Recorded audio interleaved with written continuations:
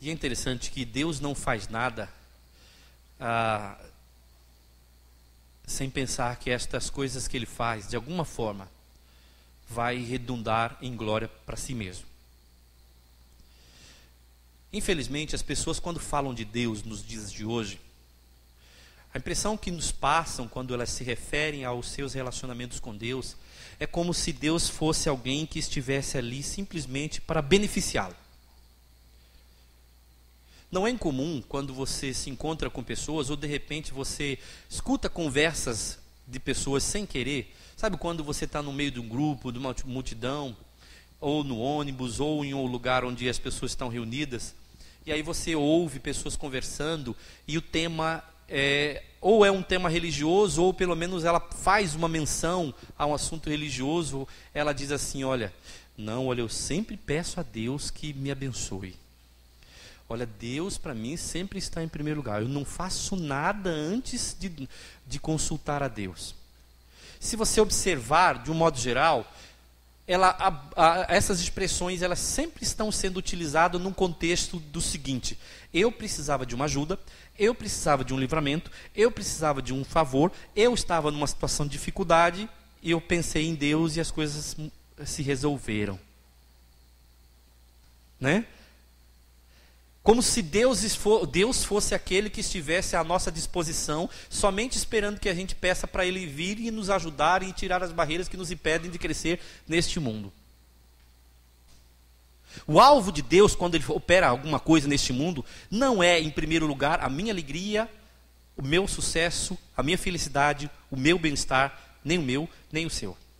O alvo de Deus, em primeiro lugar, quando Ele faz qualquer coisa, é a sua própria glória. Ele diz isso, não é? Olha só: para mostrar, verso 7, nos séculos vindouros, a suprema riqueza da sua graça em bondade para conosco em Cristo. Sabe para quê? Para que no final todos os homens vejam quanto Deus era bom. Tudo que Ele faz por mim, por você, ou por meio de nós, e por meio da igreja, ou no mundo, tem como alvo a sua própria glória.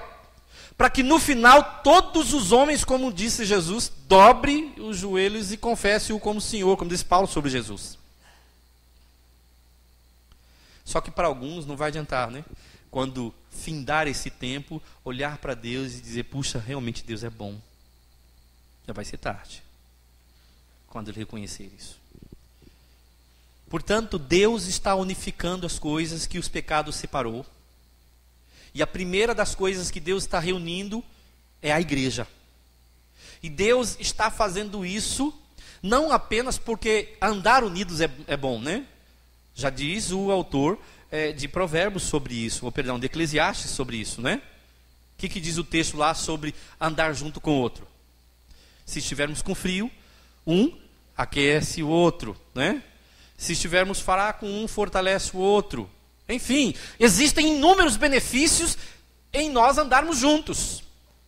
Nós somos beneficiados, nós modificamos a nossa vida, nós tiramos inúmeros proveitos em andar junto e termos unidade.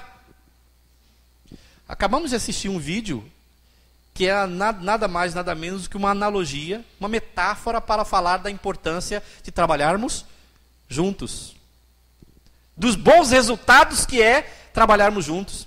Você que trabalha numa empresa certamente já ouviu palestras motivacionais do tipo: como é importante aprender a trabalhar em equipe. Por quê? Certamente andar junto, em comunhão, ser equipe, nós teremos muitos proveitos. Mas o propósito de Deus de reunir todas as coisas, de unificar-nos novamente como igreja, em primeiro lugar, não são os benefícios que andar junto pode nos dar.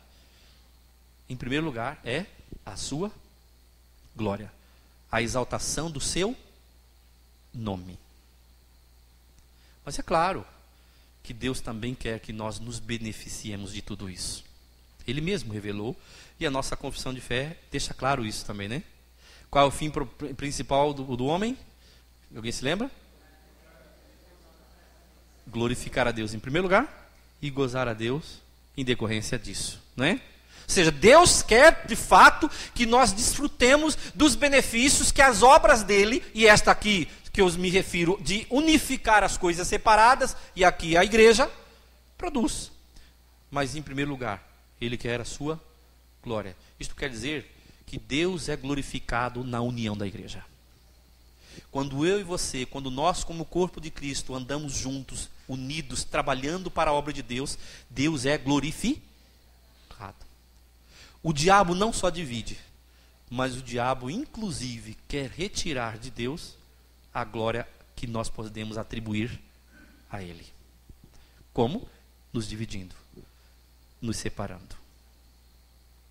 Então, quando você cria situações, quando você permite que picuinhas crie separação e divisão entre você e seu irmão, ou situações de divisão na igreja, lembre-se que você está cooperando com Satanás, porque é ele que quer a divisão. Deus quer a união. E à medida que Satanás consegue isso através de você, a glória que você deveria atribuir a Deus está sendo ofuscada. Lembre-se disso. Portanto, a primeira coisa que Deus precisava resolver era nossa condição de pecadores para nos unir. Nós éramos pecadores, estávamos mortos em nossos delitos e pecados. Todos nós partilhávamos desta mesma condição. Paulo também fala sobre isso em Romanos 3, 23 e 24. Que todos pecaram e destituídos da glória estávamos. Mas agora, Deus resolveu esta barreira por meio da pessoa e da obra de Jesus Cristo, quando ele morreu naquela cruz, em seu lugar. E ele fez isso para a sua glória. E portanto, todas as vezes que nós trabalhamos para unir a igreja, nós estamos glorificando a Deus. Todas as vezes que criamos situações que dividem e que separam, nós estamos trabalhando o contrário disso. Lembre-se disso, em nome de Jesus.